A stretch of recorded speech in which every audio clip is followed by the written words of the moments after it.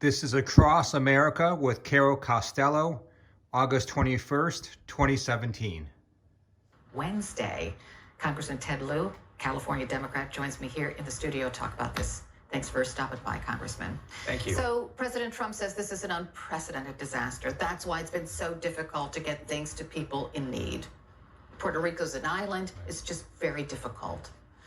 Well, I'm glad today in his remarks that the president discovered Puerto Rico as an island, but the administration knew about this way in advance. They knew they're going to be struck by a massive hurricane. The federal government should have been there in full force right after the hurricane. The Trump administration was late in responding, and now they're playing catch up.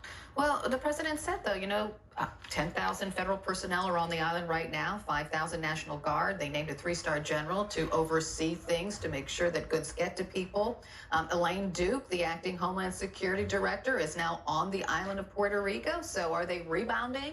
Well, I'm glad they're starting to do all this now, but they should have had the 3-star general right when the hurricane struck. They should have had that Comfort Navy ship there right after the hurricane hit. There's no reason for this immense delay that has caused a lot of suffering in Puerto Rico. So a lot of the goods are in container, like on ships. Yes. And they're not being delivered for whatever reason. So why is it so difficult to get the goods to the people in need? So that's a great question. So the president was not willing to waive the Jones Act, which prevented a lot of these ships from going to Puerto Rico, the same way he had waived that act for Florida and Texas. He did that immediately for Florida and Texas, but not for Puerto Rico, right. which he eventually did waive. After public pressure, he eventually waived it. So that did cause delay. So now the administration is playing a lot of catch up. But I'm glad that now they're focused on Puerto Rico, and I hope that they can help it recover. So why do you think that, if you say the administration was caught off guard, why do you think that they weren't laser focused on Puerto Rico?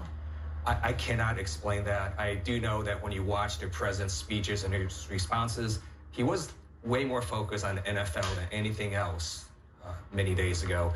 He's now shifted his focus. I think that's good for the country. So you think he was preoccupied by the NFL and what was happening on the field? Absolutely, both based in terms of his tweets and speeches and in terms of actions by his administration. You only see them starting to ramp up now because of pressure from the media and the public and Congress. But it's not just the president who pays attention to these things. It's Homeland Security, it's FEMA.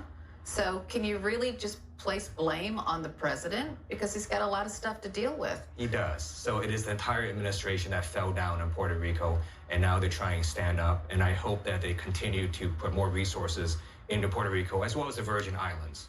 I just want to touch on Tom Price, the Health and Human Services Director, because he's in trouble right now for spending lots and lots of taxpayer dollars to fly different places on private aircraft. You are introducing a bill to try to prevent that from happening. Tell me about that. Yes, I've introduced legislation that will prohibit taxpayer funds from going to luxury private jet travel of cabinet officials. And Which seems odd you would have to introduce such a thing.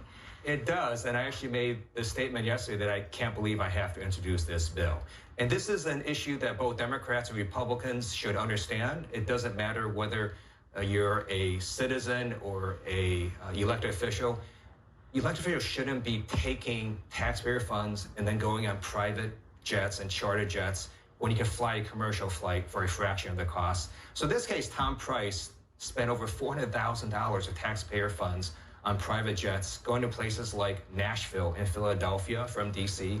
There are multiple commercial flights that fly there. So should Tom Price be fired? Absolutely, especially because his response has been totally inadequate. He has now said he's going to pay back $52,000 of the $400,000 that he ripped off taxpayers. Well, the other people on his flight that he's not paying for are there because of him. It's his security detail, his staff. He chartered this plane for him, and he needs to pay the full cost. So even his response shows that he still doesn't get it. Congressman Ted Lieu, thanks for stopping by. I do appreciate it. Many families in Puerto Rico are just now seeing what's left of their homes, and it's very painful for some of them. Britton Gingras